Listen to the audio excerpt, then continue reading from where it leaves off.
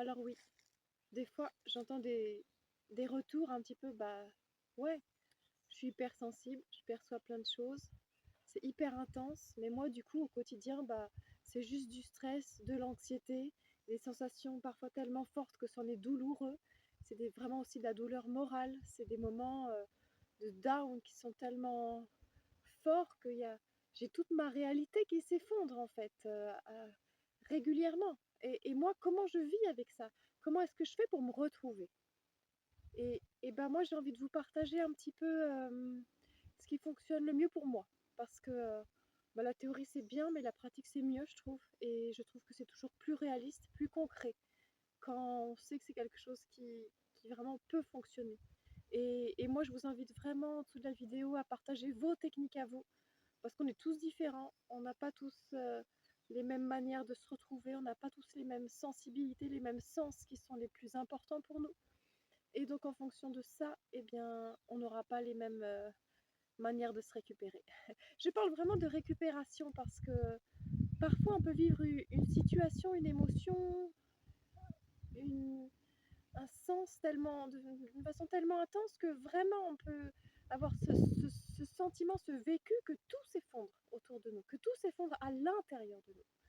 Et que là on descend tellement bas que mais qui je suis dans tout ça et qu'est-ce que je ressens dans tout ça, qu'est-ce qui est vrai, qu'est-ce qui est faux, pourquoi ma réalité peut changer comme ça du jour au lendemain, qu'est-ce qui se passe dans ces moments-là. Donc, bon, c'est pas là-dessus que je veux parler, mais c'est vraiment sur ce côté-là, voilà, tout s'effondre à l'intérieur de moi, dans mon corps, peut-être dans mon esprit. Qu'est-ce que je fais maintenant? Eh bien, moi, ce qui me sauve, ce qui je trouve est vraiment déterminant pour retourner à l'intérieur de soi, c'est de sortir de la souffrance morale qu'on peut se rajouter. On a un problème, on a quelque chose qu'on a vécu vraiment de manière très intense, eh bien, c'est un fait.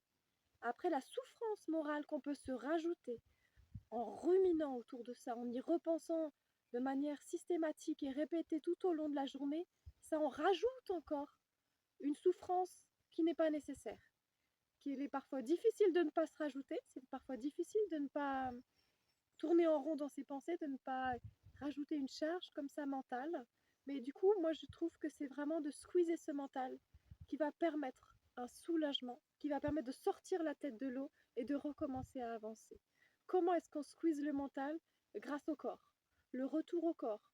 C'est pour ça que on parle souvent de méditation, ça peut aider, mais il y a un gros risque de retomber, de laisser une trop grande place à ce mental qui va encore prendre toute la place et qui va être trop envahissant. Et on va être débordé par ces pensées qui reviennent. Et du coup, ça aide pas.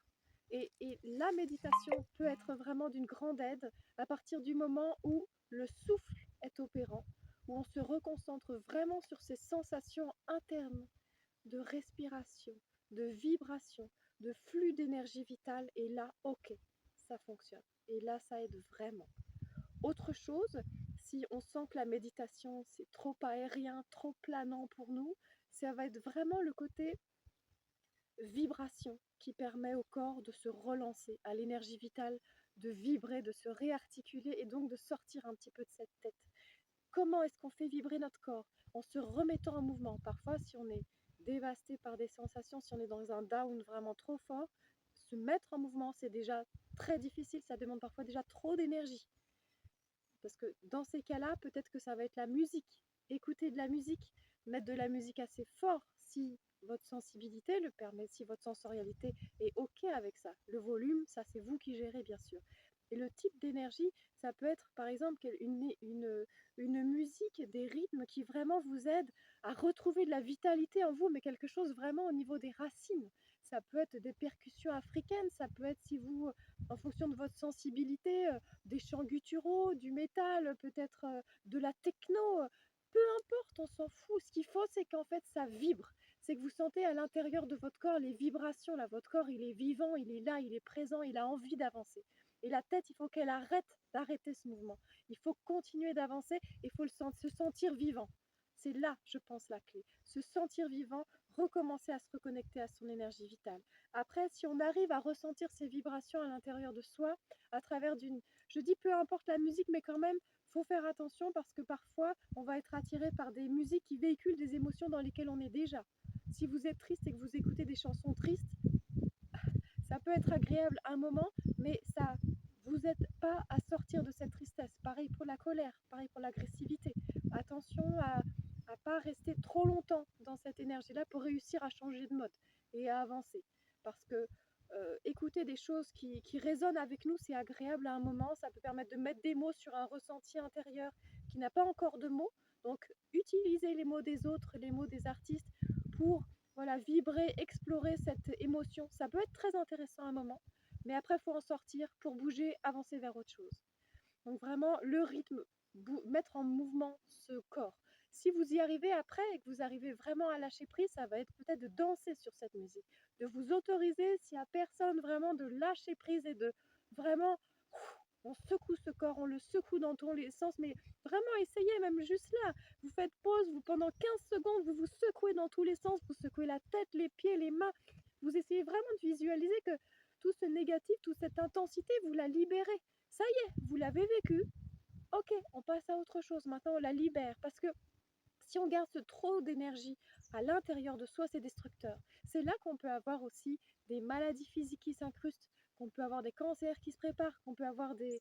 On sait très bien maintenant, aujourd'hui, c'est prouvé scientifiquement qu'il y a plein de maladies somatiques qui se déclenchent suite à un stress. Les maladies psychosomatiques, c'est connu depuis très longtemps, mais ça peut aller vraiment bien plus loin. Et donc, vraiment, ne gardez pas à l'intérieur de vous cet excès d'intensité. Il est là pour être vécu, pour être vibré, élaboré, et après on le laisse partir, on ne le garde pas à l'intérieur de soi. Donc on le laisse aller. Et le mouvement, l'énergie, l'influx vital, ça a besoin de circuler et ça fait s'éloigner de soi les choses qui sont trop lourdes. Hein. Et donc, après, en plus de ça, il peut y avoir d'autres manières de faire vibrer ce corps. Je pense par exemple à la musique, mais en pratiquant la musique, en chantant, en faisant des percussions, en jouant de n'importe quel instrument.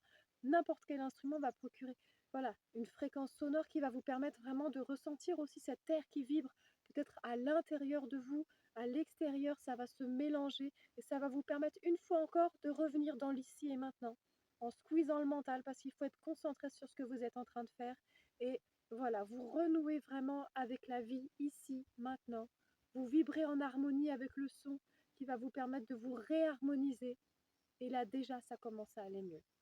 Alors bien sûr, il faut avoir retrouvé déjà un petit peu d'élan et d'énergie vitale pour réussir à jouer d'un instrument, on est d'accord, à se retourner dans cet instrument. Et d'ailleurs, quand je dis instrument, faut sortir aussi du côté un instrument c'est élitiste, il faut savoir en jouer, il faut avoir appris. Non, aujourd'hui il y a plein d'instruments qui existent qui sont complètement intuitifs. Vous prenez une kalimba, un star drum, des hochets, n'importe quoi. Il y a plein de choses aujourd'hui où vous pouvez jouer même si vous ne savez pas jouer. Et c'est super. Moi, je ne suis pas instrumentiste. Je ne sais pas. J'ai jamais réussi à suivre des cours d'instrument jusqu'au bout, mais je m'en fous. Je peux faire de la musique, je peux m'exprimer. Et c'est ça qui compte. Moi, j'ai un djembé, je ne sais pas en jouer, mais c'est pas grave. J'en joue quand même parce que ben voilà, ça, par moment, ben, j'ai pas d'énergie, je suis fatiguée, je suis pas bien, j'ai un truc qui me préoccupe dans la tête, ben, je vais mettre les mains sur le djembé, ça va résonner, mais je vais me laisser emporter par le rythme, et même si je fais n'importe quoi ou si je fais qu'un pauvre rythme parce que c'est le seul que j'ai retenu, eh ben, ça me fait du bien. Et je m'en fous, j'ai rien à prouver à personne, et vous non plus. Vous non plus, il faut qu'on arrête de se limiter par rapport au regard des autres, à ce qu'on renvoie comme image. On s'en fout, on est là pour vivre notre vie. Et notre vie, il faut qu'on la rende fluide, il faut qu'on la rende agréable, qu'on profite là de ce soleil qui est avec nous aujourd'hui, qu'on avance dans la sérénité. Alors vraiment, faites tout ce que vous pouvez pour retrouver cette harmonie vitale qui est à l'intérieur de vous.